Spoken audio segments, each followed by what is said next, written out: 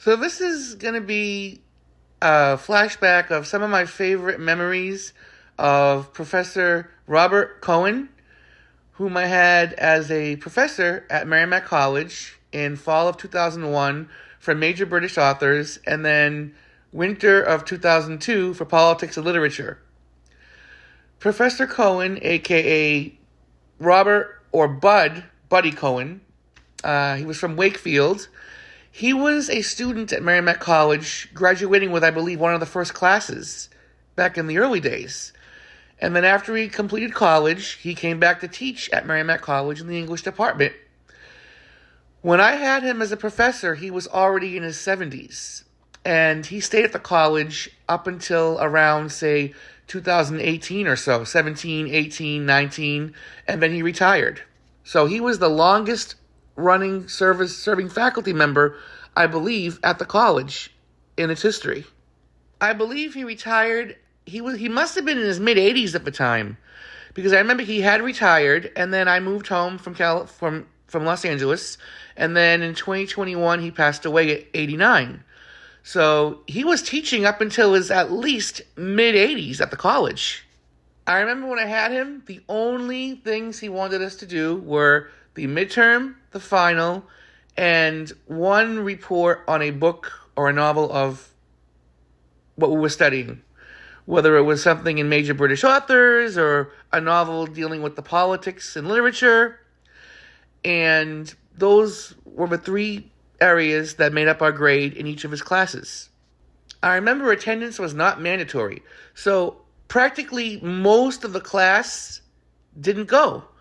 They were told they had to read the books, the novels, they had to take the midterm and final, and they had to pass in the term paper on a novel of their choice.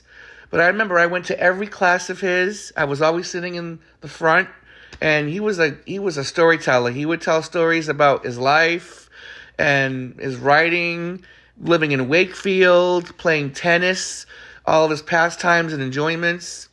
And I went to every class, and then my friend Jeremy, he also had him for politics and literature. He went to his class as well. We were in different classes. And when I had him for major British authors, I remember the midterm, I didn't write so much. He wanted character descriptions, what each character was like. And I only wrote a little bit. But I left stuff out, so I lost points, and I got like a C+ in the midterm. After that point, I wrote galore. I wrote so much that I always ended up with B- and B's, the lowest. I remember for my first term paper in major British authors, I did it on Animal Farm.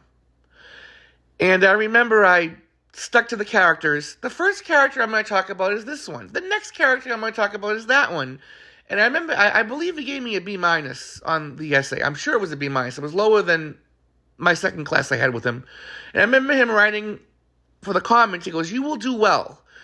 And I think he said, focus more on the subject I gave you, not just the character descriptions. So then when I had him for my second class in politics and literature, I did that on A Tale of Two Cities.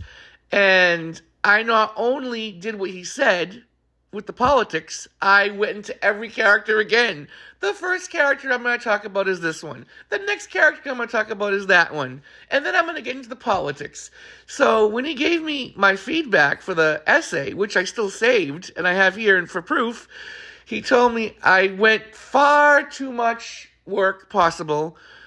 He asked for the politics, and I gave him character descriptions as well. I went mostly into that, and I gave him only 1 1/4 pages of the politics. And, he was like, "Oh, it's kind of upsetting because I expected an A paper, You're one of my finest students." So I'll always have that proof. He always spoke so highly of me.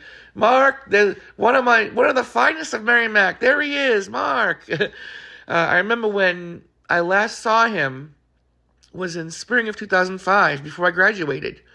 And he would tell me the same thing. "Oh, look who it is. One of Merrimack's finest. There he is, Mark. How you doing?" And I told him, I said, I just had the interview to UCLA for screenwriting in the MFA in New York City. and I was rejected, but most likely I'm going to apply again, and I'll get into the professional program, and I'm going to make my move to Los Angeles. And he smiled at me, and he said, write something good. And he walked off to his office. And that was the last memory I have of him. He was one of my favorite professors. The very first professor who was one of my favorites was Professor Keohan. And there were so many reviews online. Oh, retire. You're getting too old. He's too old-fashioned. Nobody goes to class. Blah, blah, blah, blah. He was the best. He was one of the best professors that was there. And he taught so long at the college. So long that he's a living legend. And that's the kind of professor I always wanted to take in college. Someone like Professor Keohan. One of the best. Then I remember when I saw him after I took politics and literature, the next semester that I was at the college, he walks by me in the hall. He goes, Mark, I'm surprised at you. And I'm like, what happened? I expected you to get an A in my class. I'm like, well, I got a B minus in major British authors at the beginning. The first time I had you, a B is better than nothing, you know?